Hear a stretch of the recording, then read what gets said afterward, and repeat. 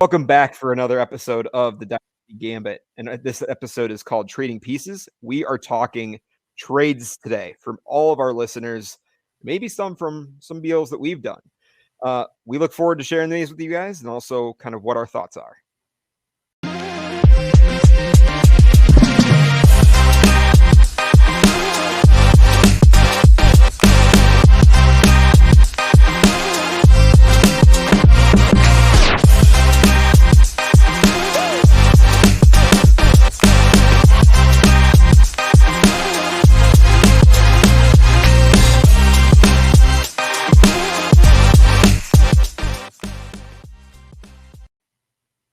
Welcome back for episode 3 of the Dynasty Gambit.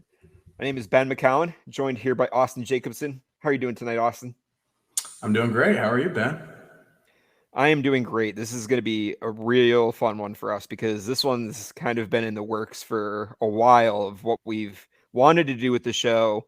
And we finally started asking members, followers on the Discord to provide us with some trades that they've done recently. And they want our thoughts on what might have went down and how those trades are looking. I'm pretty excited for this show. Yeah, I love talking trades. I think there's a lot of our first 2 videos. We developed some kind of our baseline strategies for how we're looking at this time of year and looking at some different league format things and ways to kind of get some edges with trades. So now we're going to kind of take a look at some actual trades that have gone down in leagues from a lot of our listeners and people in the Discord, and we're going to kind of break them down and give our thoughts, pick sides, say how we might tweak a trade, different things like that. So it'll be fun to kind of get into, and I think we'll go over a handful tonight and hopefully get some good feedback. So I want to just say that we chose a select handful of these trades. We definitely are always willing to help our followers in any way that we can with trades. We didn't have enough time to go over all of the trades we received. We did receive a lot of them. Yeah. So we will reach out individually if you guys have any questions past this episode. But let's just get right into the kind of the main trade that shows on our nut thumbnail there. And that is talking Bijan Robinson for Joe Mixon, a 26 first and a 27 first. Yeah, I believe this one was sent by the legendary ball knower, Chev. This is a very interesting trade, and I think it's one of those where this is the price you have to pay for one of those top pieces. And I think, 2 firsts and a starting running back is a lot to give up for one guy. So I think if you're a believer in Bijan, I think this is the price you have to pay. On the flip side, I do think this could be a trade that makes some sense either for a contender or a rebuilder on the other side. And let me kind of explain. I think for a contender, Joe Mixon is a guy that I think it's in his range of outcomes to outscore Bijan Robinson this year.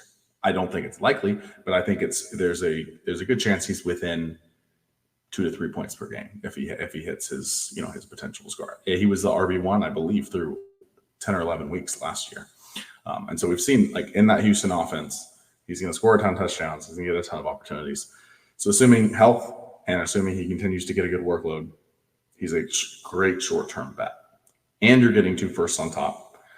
And so you're mitigating some risk off of one player. So you're not having as many eggs in one basket.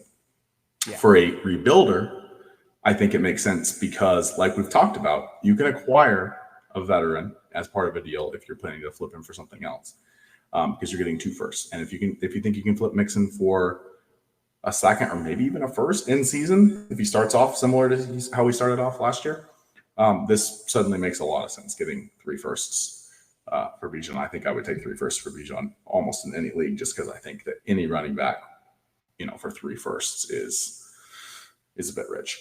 But this trade, though, if I'm kind of looking for which side would I take, I think my immediate reaction is the Bijan side. But I do see how this could play out with, like we've talked about, looking a couple moves ahead. What can you do with Mixon? I do think it does kind of matter where those firsts are.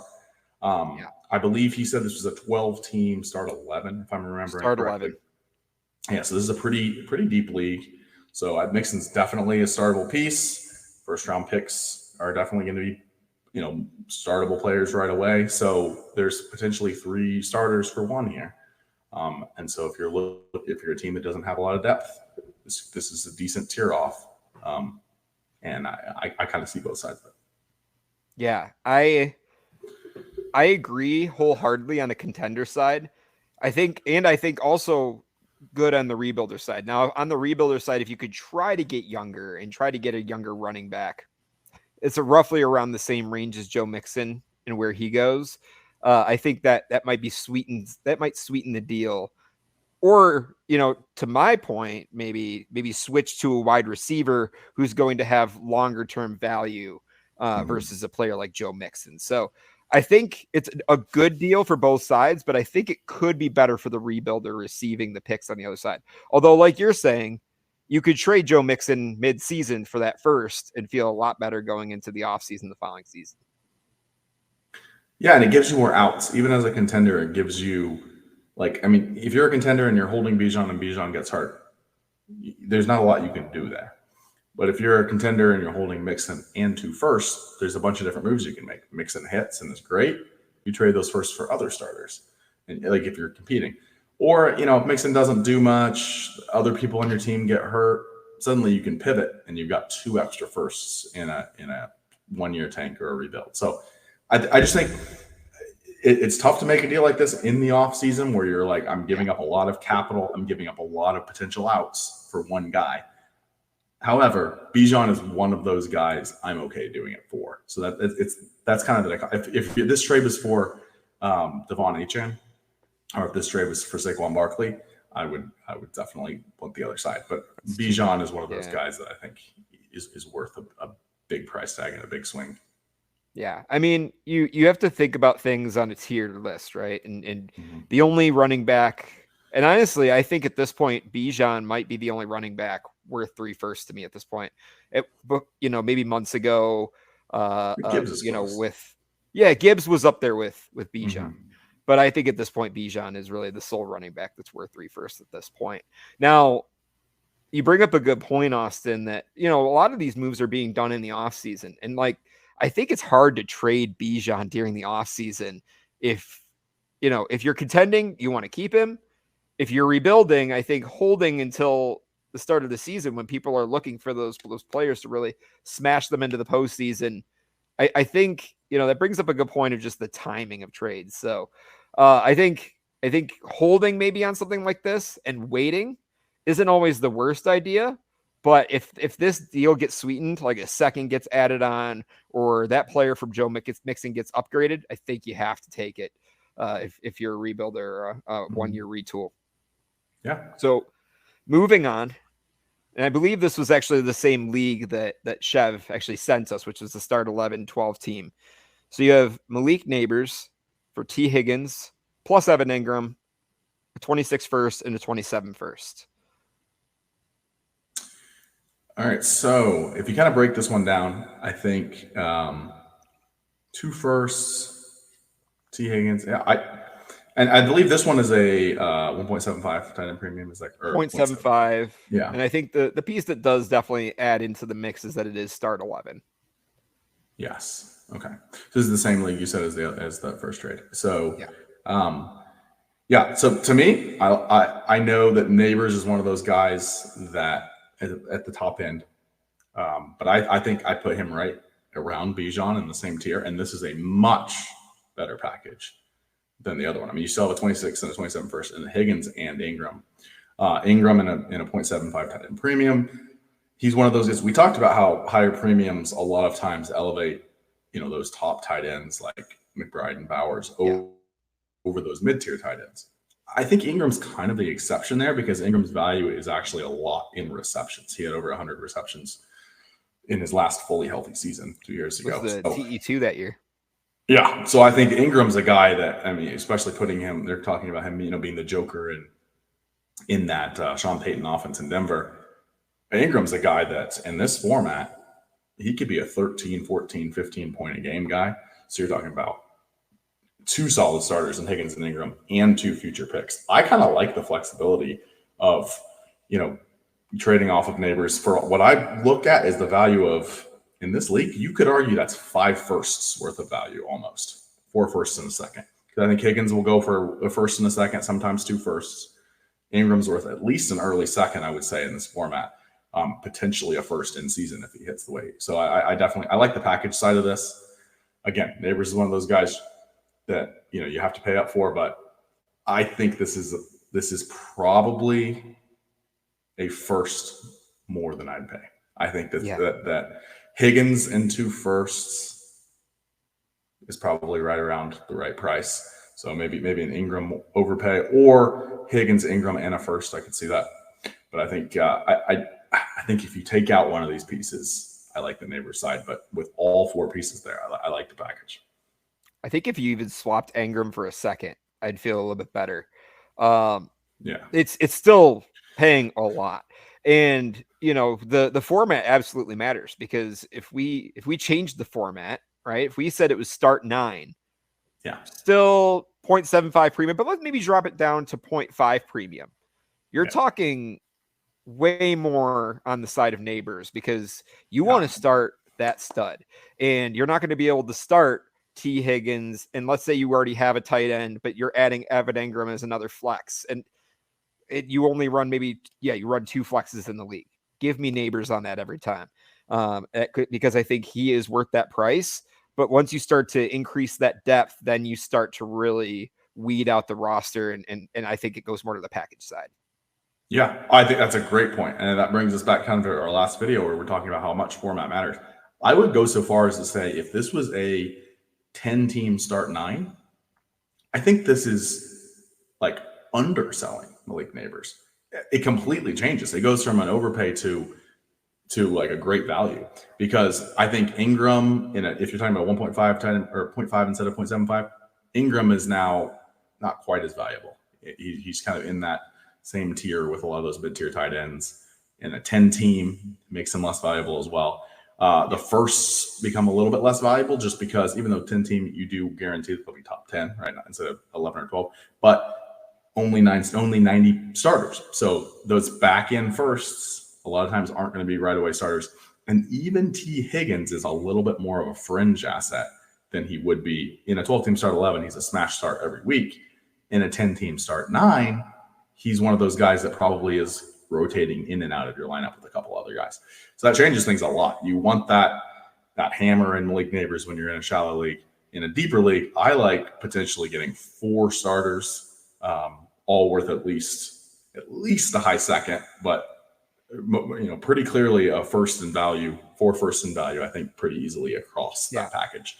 So I think that I don't think that Nabers is worth 4 firsts. I would say that if you wanted to get Jamar Chase for this exact package, I think that makes a little bit more sense. But I think that Chase is a clear tier above Nabers as of now. I mean, I know some people have elevated Nabers up to that same tier, but to me, I think I need to see another season before I can put him with Chase and Jefferson and Lamb. No, I think you and I are pretty clear that Chase and Jefferson are there. I think the argument could be had whether CD is in that top tier.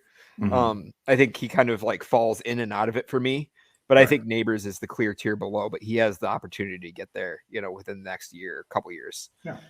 The other thing too, Austin, that like this is very similar to the Bijan deal, where it's like you're getting your cornerstone piece. The other piece of that is you have to look at where these picks are going to end up. And you mentioned that earlier. Are these 2 late firsts? Because if they're 2 mid to early firsts, which probably, if it's somebody getting Nabers, either they're trying to get the cornerstone of their rebuild, or they're trying to get that last piece that's going to push them to a championship. Mm-hmm. And if it's the last piece that pushes them to a championship, you're talking, 2 picks that could be between the 10 and 12 range. Could be. And that significantly changes things for this deal. I agree, but I think that it's very hard to predict things out. When you're talking about a deep league, you're trading away 2 starters and all of your flexibility. So assuming there aren't extra firsts in this deal, like if this owner has a bunch of extra firsts, that changes things. But let's assume this is his 26 and 27 firsts and he has no extra firsts.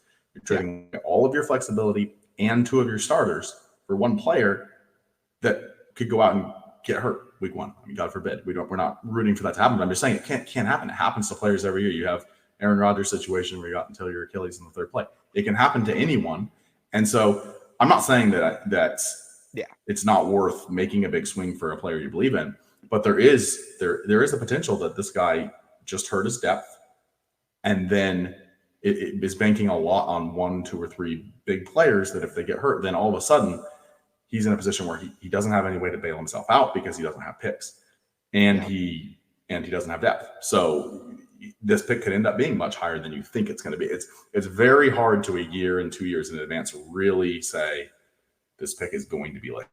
So I agree that if these are his own picks and he's feeling like Malik Nabers is a piece that can help him win a championship, these are probably going to be late picks. And I think you should, as the owner receiving the picks, you should treat them as if they're going to be late picks when you're thinking about the trade yourself, because that's the way I think you should think about it.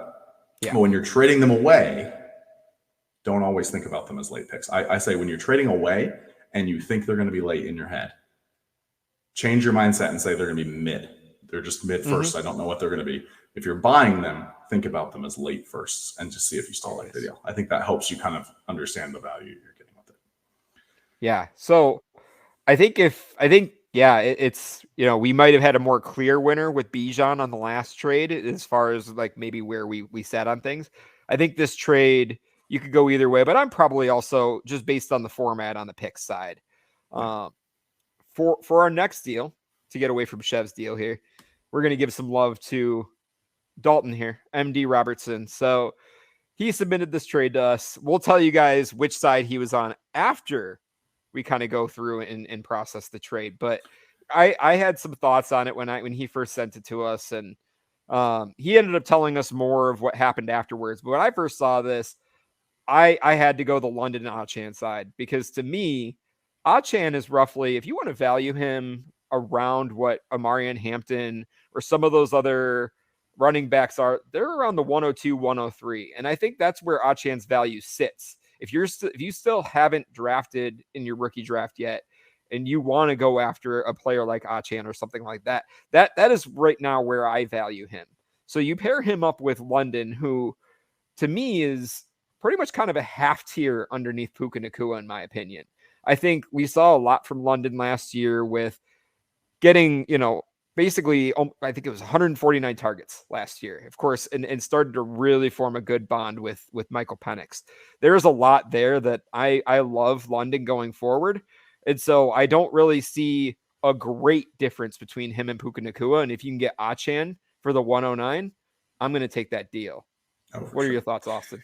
Yeah, so I obviously I like the Achane side versus the 109. And then the question is London versus Puka. And I know a lot of people have Puka as a tier above London, but I think they're pretty similar bets. And I actually think that if you look at, Puka has been very volume dependent. I'm not saying he hasn't been, amazing with that volume, but there is some questions about how much longer his staff are going to be there.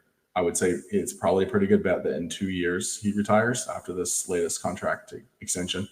And so what does post Stafford life look like for Nacua? We don't really know. And so I think that London, he's with a young quarterback, but an unproven quarterback. So it's kind of a different bet, right? So that if he has a good rapport with Penix, that could be something that lasts a decade. So I think that, to me personally, I view London and Puka in the same tier. I think they're kind of in the same tier. I obviously, if I'm on the clock in a startup, I'm taking Puka over London.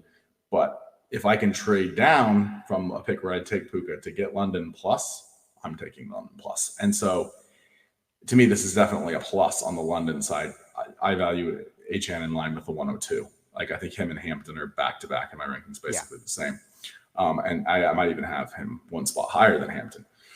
So I think if this trade was Puka in the 103, I would say it would be that even. But yeah, I'd probably actually take the Puka side on that one, just because I do value Puka a little bit higher than London. But it's basically equal. Yes. Yeah. I think it's close. I think the 109 is tough because it does seem like, at least in most rookie drafts, there was kind of a clear top 7 or 8, and then there's a little bit of a drop off at 9. If you love a Puka, or if it's a high tight end premium and you can grab Tyler Warren or Colston Loveland, I think that might change things. Like, it's a full tight end premium and you think one of those guys will still be there, or it'll push down, Cam Ward or like Judkins or maybe it's very highly, a boosted points per carry for running backs, and you can take Caleb Johnson or RJ Harvey at 109. There's a couple different things that would make the 109 make a little bit more sense to me.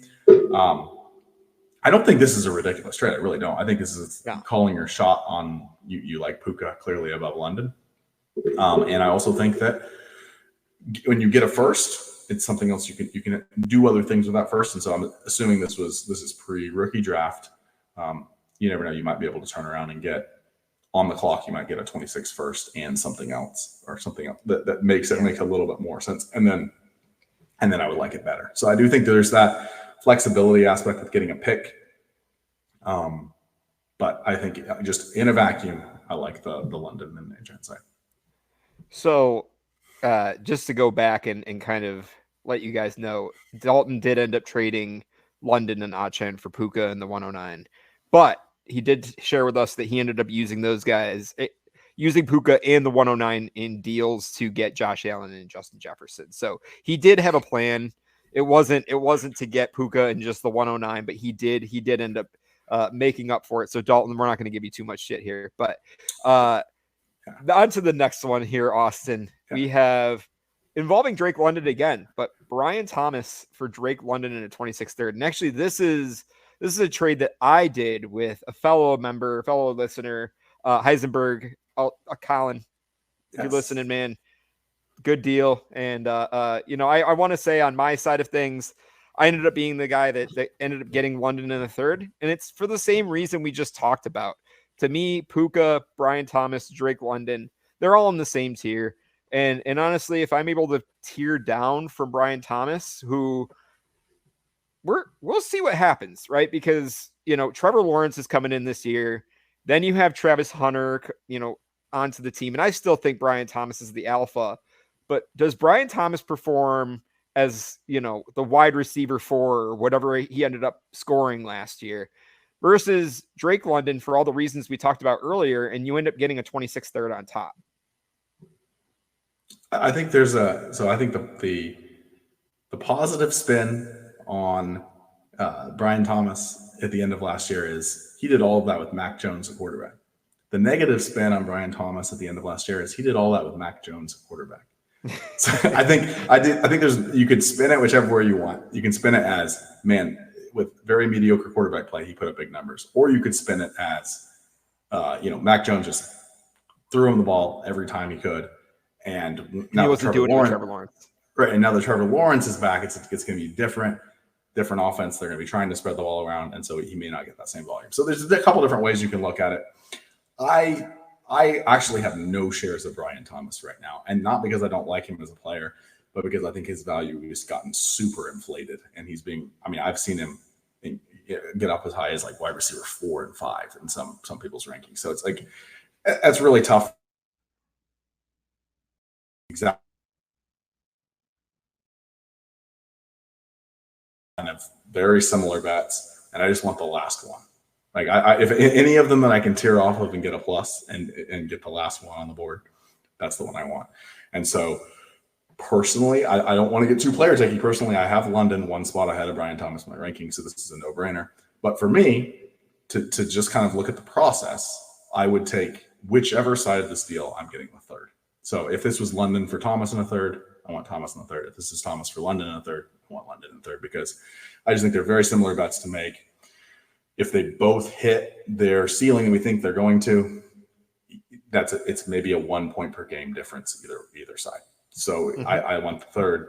Who knows? You can turn that third into a spot start running back, a quarterback who you can start when one of your quarterbacks gets hurt. You trade for Mac Jones of last year, right? Stuff like that. I mean, like where there's a guy that comes in and puts up like down the stretch. You need a guy that just starts, just a body. You can use a third for that, or tack on a third to something else. So just getting out a little extra flexibility for another player in the same tier. That's where I'd like whichever player comes with the added flexibility. But this is a fair trade. This is a trade that, like, if you're a guy that really believes in Brian Thomas, or you don't have Brian Thomas and you want to get a share, this might be something to pay a third. It's not going to break your team. So I understand it. Absolutely. And I think that's, it's like you said, calling your shot.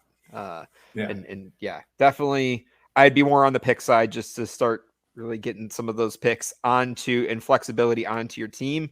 But I can see either side. Mm-hmm. So going on to this next one, I'm not a fan of straight up trades.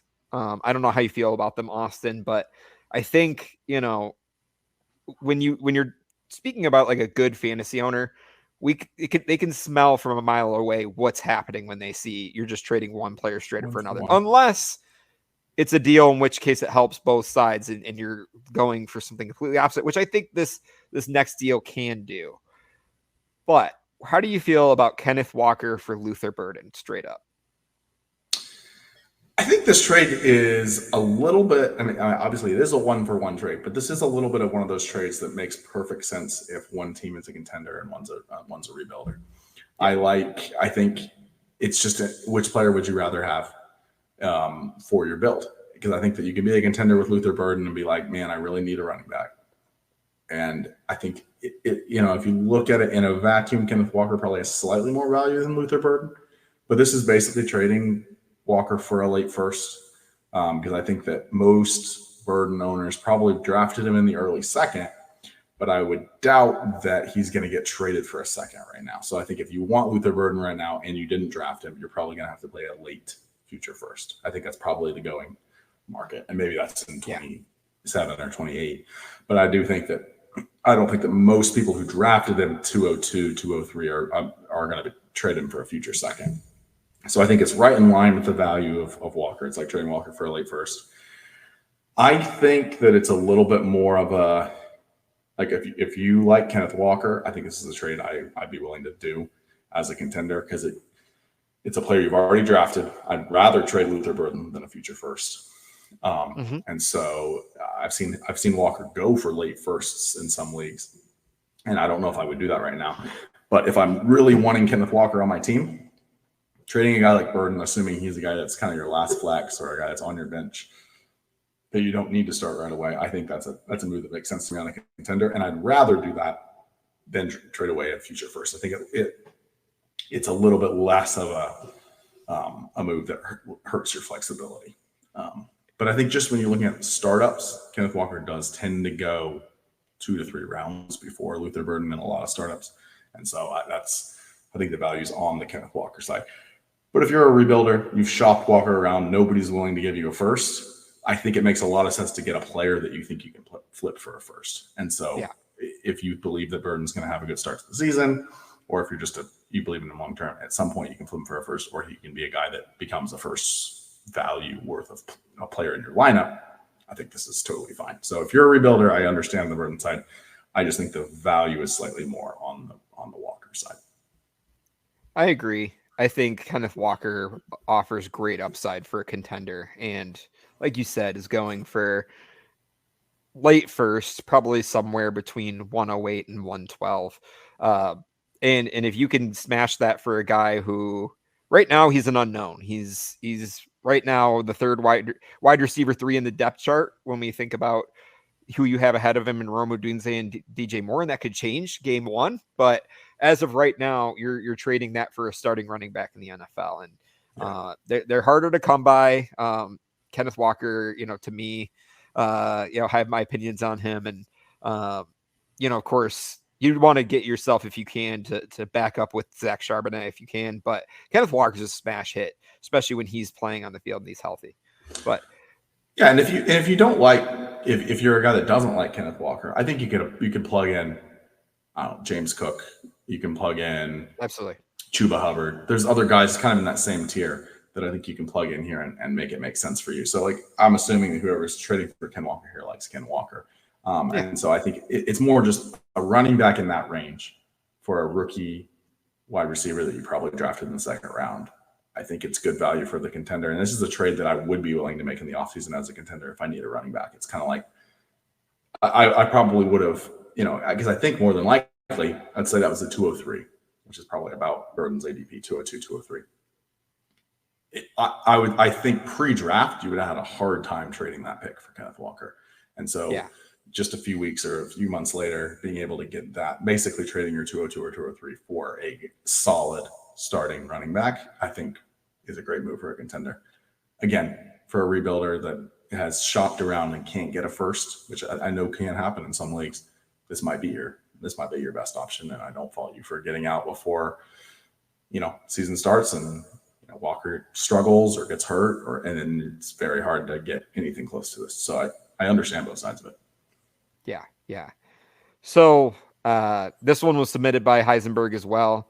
Another deal that he had sent to us. And then this next one, I think, is a good one to talk about for going a tier down from Justin Jefferson, or if you're trying to tier up from a Puka Nacua. Now, when you look at this trade, you have to think, and I believe the start is start 9. So to me, that does change things. What's that? Is it 12 it's teams 12 teams start 9. Yeah. Okay. So I think if you're thinking start 9, to me, it actually looks pretty even, because when you're looking at a little bit more with depth of a start 10 or start 11, I think you want to take the pick side, with Christian McCaffrey being a good piece on a contending team. And when, if he stays healthy this year, I think he's going to really smash for a lot of people. So, it's basically Puka Nacua, a first and a second for Justin Jefferson to me. Start 9, I'm probably going to side Jefferson, but I think the argument can be made either way. So I think this is interesting because I agree the start 9 changes things a little bit versus a start 11, right? But I actually think Christian McCaffrey has more value in a start 9 than a start 11. So that might offset the fact that the second is worth a little bit less, because Christian McCaffrey is one of those guys that can put up 30 to 40 points in any given week. And so I think that might be, he's even more of a difference maker than he would be in a deeper format. But I do agree, when you're talking about a 12-team start 11 or 12, those second-round picks matter a lot more. When you're only talking about 12-team start 9, your second-round picks really have to hit to really ever hit your lineup. So the second does get devalued, but I think it maybe is offset because McCaffrey's value is maybe even a little bit more. So I do think it probably evens out. I think this is a bit risky, because I do think that Jefferson is a much safer bet long-term than Puka. There's a reason why he's probably valued by at least a first higher. I mean, I don't think anybody could get less than Puka plus a first to get to Jefferson. Yeah. But I do think that McCaffrey is, I don't think you would trade McCaffrey for less than a first right now, most likely. So I do think this is pretty much market value. I don't mind paying this for Jefferson, and I think I probably would take the Jefferson side, just because I think the bet on McCaffrey is a short-term bet. So if you have other options at running back, if you have some young options, I think this is fine. I think this is a great trade if you're not like a top contender and you're just like, I'm trying to get great value for McCaffrey and I don't want to have to trade a first. I think this is a way that you get. I mean, it's very rare that you see a trade where you acquire Justin Jefferson without giving up any first-round picks. So I think that's something that's advantageous there. But if you're somebody that believes that McCaffrey is going to bounce back and is going to have another smash RB1 season, this could be a league-winning trade for you. If it's like you think Puka's going to be within a point or two per game of Jefferson, and McCaffrey is going to be 4 to 5 to 6 points per game higher than whoever you would have had in your lineup instead of him, I think this can make some sense. And you get a little second that you could buy something else with and potentially get 3 starters for one. But I think I still am on the Jefferson side, just because, like, if this was, instead of McCaffrey, if this was a younger running back, let's say if this was, Travion Henderson, then I think I would like the package. But McCaffrey, I think, is a short-term bet. And so I think I lean the Jefferson side. Let's go in between. Yeah, let's go in between Henderson and McCaffrey. Would you put Chase Brown on the package side and still take that side? No, that's close. That's really close. I still think I would take Jefferson there. I think maybe I was trying to think of where that line was, because I was thinking, like, I think James Cook, Kenneth Walker, RJ Harvey, Caleb Johnson, Quinshon Judkins. I think all of those I'd take Jefferson if those were instead of McCaffrey. Yeah. I think the line to me is probably right around Travion Henderson. I think that's probably the line for me. Yeah. Yeah. I think you could throw like Josh Jacobs, Kyron Williams, but to me, more than people want to think, a lot of running backs are 1 to 2 year bets anyway. Chase Brown is really a 1 to 2 year bet.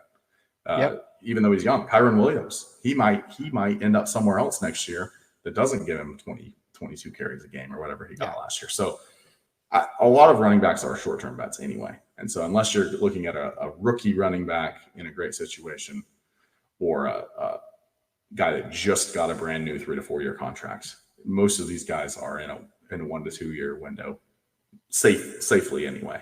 So yeah, I see both sides of this, but I would lean the Jefferson side. This is one of those opportunities where I think that you're getting one of the really irreplaceable players in Dynasty, and you're not giving up any future firsts. So I think this is a trade where it's sneaky, really good value for the Jefferson side. Yeah, and this was submitted to us by one of our followers, Tizbaz on Discord as well. So thank you for that. And on to our next trade. This one is gonna burn me and pain me deeply. Although I think it's just like the news that's hitting right now, and that's Rashee Rice for 26 first and 27 first. And I'll just say the context behind this, and part of it was a little bit just trash talk back and forth, and this had to do with Dalton MD Robertson again. Mm-hmm. I traded him 2 firsts for Rashee Rice on a contender. It was kind of like that piece, and I knew it was an overpay a little bit, but I had the belief, hoping that there wouldn't be any legal, because some of the word was there was going to be no legal recourse for Rashee Rice this season, and that it was going to hit in the 26th season. So it was like, all right, wheels up. But it wasn't official, right? And this was kind of a surprise court case that kind of came out of nowhere. No real analyst saw this coming. And, looking back on it now, I'm just holding out, right? Because I think at this point, you really can't sell Rashee Rice for close to 2 firsts at this point now. And at this point, the news is very fresh. Now, we haven't had a suspension drop or any determination of what a suspension would look like for Rashee Rice for the 25 season. But yeah, I'm hurting a little bit, Austin. What are your thoughts on this trade? Okay, so I think let me try to talk you down off the ledge here. So here, I think this. First of all, let me start by getting it out of the way. This is an overpay, right? This is an overpay based on current value. And if you did this, if you try to get Rice today, you probably could get him for a first and second. But it was an overpay when you did it too. So to me, what I'm saying is, if you believed he was worth 2 firsts, then this should change nothing for you, because I actually think in some ways this could be a blessing in disguise, and maybe this is part of what his lawyers were thinking. He's coming off of a significant knee injury. He probably wasn't. I mean, you get the offseason reports. He's looking great. He's as close to 100% as possible. But we know, it's very different when you get to in-game. So the likelihood that he was going to be wheels up week 1 and 100% is pretty low. I think that he would have probably taken a few games to get back into it. And if we're looking at a 4 or 5 game suspension or something like that, it gives him time to rest and recover and be ready to go. And it's all behind him. Injuries behind him. Suspensions behind him. Everything's behind him week 5, 6 of the season. And it's just wheels up for the rest of his career, assuming nothing else happens. But I'm just saying, like, if this didn't happen and if this was still looming, you'd have a guy who's coming off an injury going into the season, potentially not 100%, and a suspension at some point. Maybe it's next year.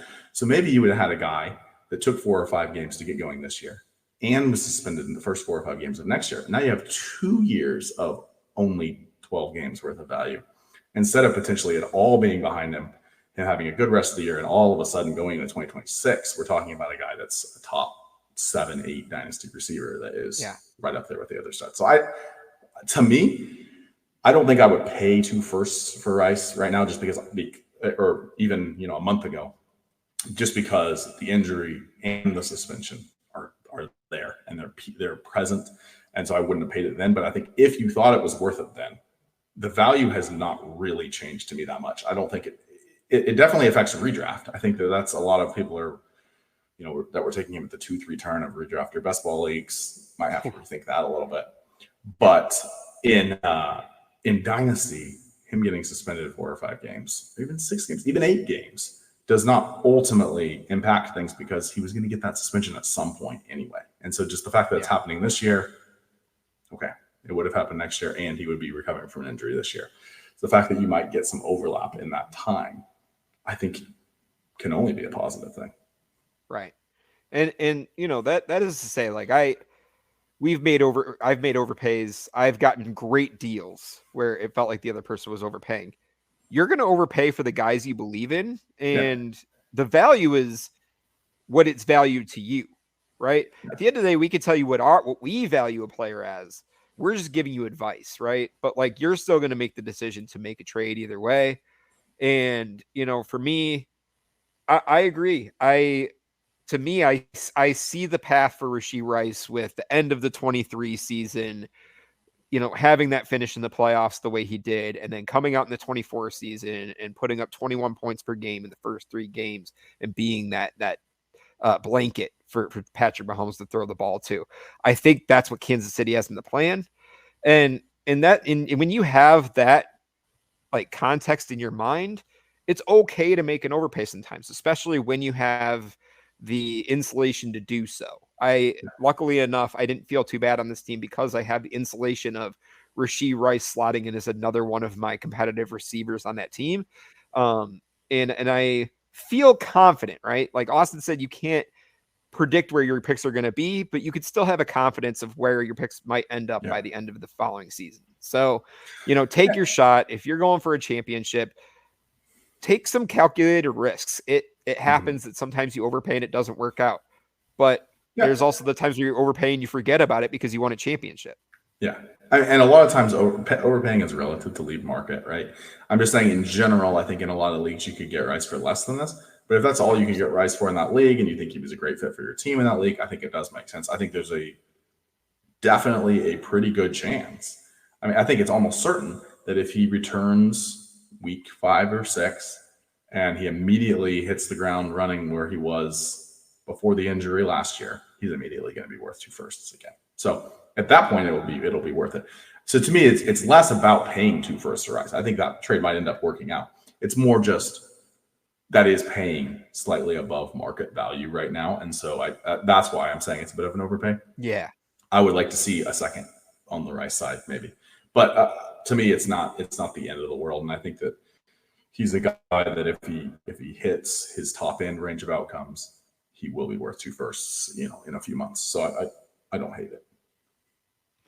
And we right before the show, you know, I wanted to leave us off with a last trade to see if we were going to handle it or not. But this one is a little beefy, just on the amount of like assets that are involved. Yeah. Personally, I don't like to make these deals because I like something a little bit cleaner, something a little bit easier to understand. But you have to break these things down. All and right, honestly, Austin, we're having fun. Let's just do it. Let's do it. So read that. Take a couple minutes from front to back. Read it. But all right, so we got Gibbs, the 312, the 2025 312, the 2026 third. For Bo Nix, Ricky Pearsall, Jerry Jeudy, Braylon Allen, the 209 and the 210. Okay, there's a lot of pieces here. Do we have a format on this one? You know, I don't know that if I got a format for this one. Okay. I believe actually, hang on one. Let's so if we don't have it, let's assume like a 12 team. Yep. Start 12 11. Team start 10 or start 12 team start 10. Yep. Okay, so that's fine. Yeah. So we're talking about 12 team start 10. Let's go with that. So pretty average size league. We don't have any tight ends involved in this trade, so it doesn't matter. Except I guess it affects the picks somewhat. So let's just assume 0.5. Yeah, 0.5. That's fine. All right, so like they're not a huge difference maker. Let's not assume there's like a huge point per carry, or let's assume that it's PPR. So if you're looking at this, and this is super flex, so you look at Jerry Jeudy and Ricky Pearsall, I think are kind of the pieces that decide this. Like, how do you value those guys? Because to me, the 25 312 and the 26 third don't mean much in a deal. They're nice little extra pieces, but I think that if you showed me a 312 and the 26th third for Braylon Allen, I think that's a fair trade. So if you take Braylon Allen and those two out, and then we just look at it as Nix, Pearsall, Judy, and 2 late-ish seconds for Gibbs. Yeah. I think this comes down to like, are you really have a need at quarterback? And if you do,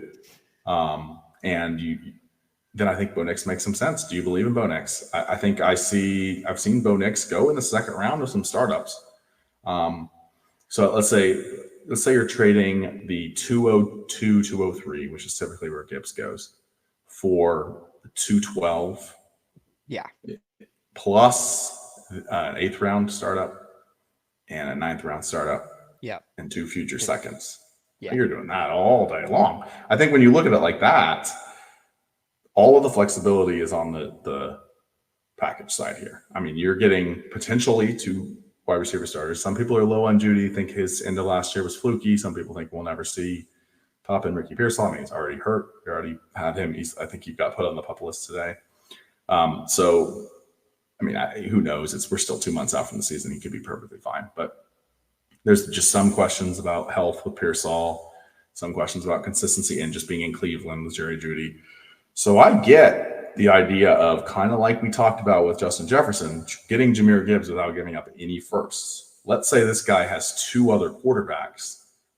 Even if the second quarterback is a kind of a Justin Fields level player. So let's say he had Josh Allen and Bo Nix, but he also had Justin Fields.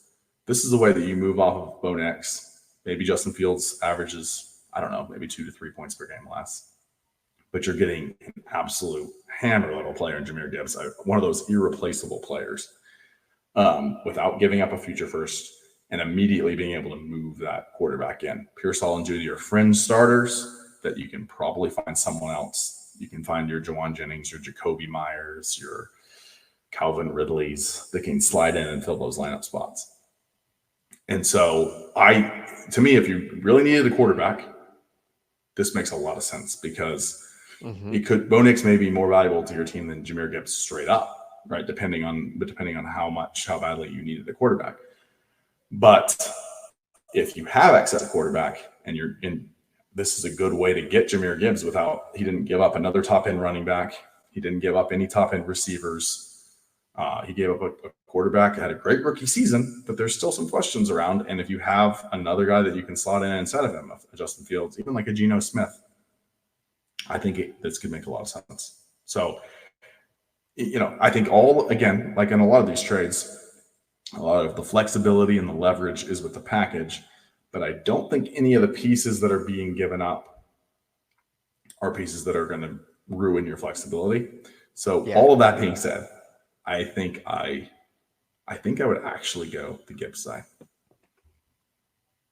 Yeah, I also probably would go the Gibbs side. I guess when you broke it down, that's how I broke it down when we were first reading these trades, was breaking it down into startup value and what that looks like.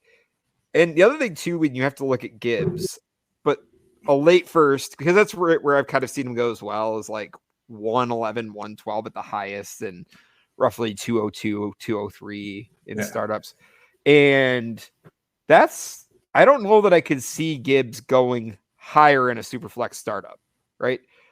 I don't see him getting up with the top tier quarterbacks, Josh Allen, Lamar Jackson, where I could see him like as a ceiling if he continues to just play out of his mind. But I still don't know that he would make it there as a mid first. And so you're talking about, like you said, a need. What's that? Yeah, 107, 108 is probably the ceiling. Right. And so, you're looking at a late second round a quarterback in a startup, an 8th round, 9th rounder. You could swap Pearsall or Judy in either one. Braylon Allen, just another add-on piece of handcuff to Breece Hall, and then 2 late seconds. I mean, you're getting a lot of flexibility there. And Bo Nix, I think, also has the opportunity to climb in his value. I think there's a lot of question marks, but I also think he has an untapped ceiling that we don't know about. And the rushing upside for him definitely answers a lot of things. answers a lot, as well as Sean Payton and the Broncos organization loves Bo Nix for that offense, and it's a good offense. So just like it is for Detroit, but I think the trade works either way. I think if you're looking for that like RB1 for your team that's going to push your odds to win the championship, go Gibbs. And if you're looking for a QB2, QB3, just to shore up that QB room in a super flex, Bo Nix is a great option. And I think that this is the way that you tear down from Gibbs. Yeah. I mean, if Nix is your QB1 and your other two QBs are Matthew Stafford and Aaron Rodgers or something like that, I don't know if I give up this package to get a running back. Right. But if you have, like I said, if you have a QB1 above Nix, or you have two very viable other starters, I'm fine with giving up Nix to get, a top 2 player at the position, and one of those rare, again, another one of those deals where you give up less flexibility. Because if this was Bo Nix and 2 firsts rather than Pearsall and Judy, even though conceivably there's a path to trading Pearsall and Judy each for a first, right? There's a conceivable path for that. But, if this was giving up Nix and 2 firsts for Gibbs, I wouldn't do it. But Nix and 2 players that have the potential to become first, but also have the potential to be nothing, I think that I like that a little bit more. So if you're a contender and you're wanting to get one of those top end guys, and you can find ways to trade kind of those fringe flex starter type players instead of firsts, I will definitely do that. Even if you're a contender, because I definitely think that you want to have those firsts for in season to be able to, instead of betting on Jerry Jeudy to be, you're like, you need Jerry Jeudy to be what you want him to be in order to contend. Instead, you can have a first to buy whoever, whether it's Jerry Jeudy or somebody else that's performing like Jerry Jeudy did last year. You can actually pick that guy once you see it happening on the field with that first. So I'd rather have the first than Jeudy. So that's why I don't want to tack on firsts to Bo Nix to get Jahmyr Gibbs. But if I can tack on Jerry Jeudy-like players to Bo Nix, then I'm interested. And so that's where I think it's a lot of people are like, well, I'm a contender, so I want to move the picks, right, rather than players that are starting in my lineup. But the flexibility you get from keeping the picks makes me like packages like this one and the one we saw to get Jefferson, where you're giving up less flexibility and getting the top end asset. And so I like trades like that. And I think that's what this one makes a lot of sense, assuming that he had some other quarterbacks. Yeah, definitely. So that was our last trade that we were going to review. Thank you guys. Thank you everyone who submitted those trades.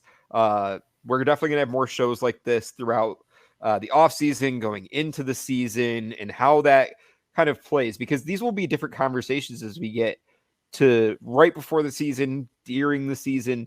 Off season is a whole nother animal than when we're actually trying to compete for championships and make a roster. Changes. Because we talked about it last time, why format matters. Or maybe it was the first episode, but when we're not focused on setting a lineup right now, we're just focused on trying to get as much value on our team as possible. So that way, before the season, we can hopefully invest more and start a lineup at that point.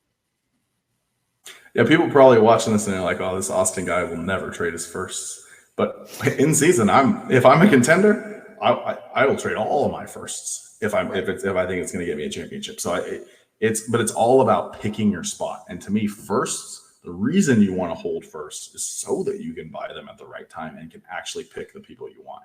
Now, obviously, in a rebuilder, you want to keep picks longer.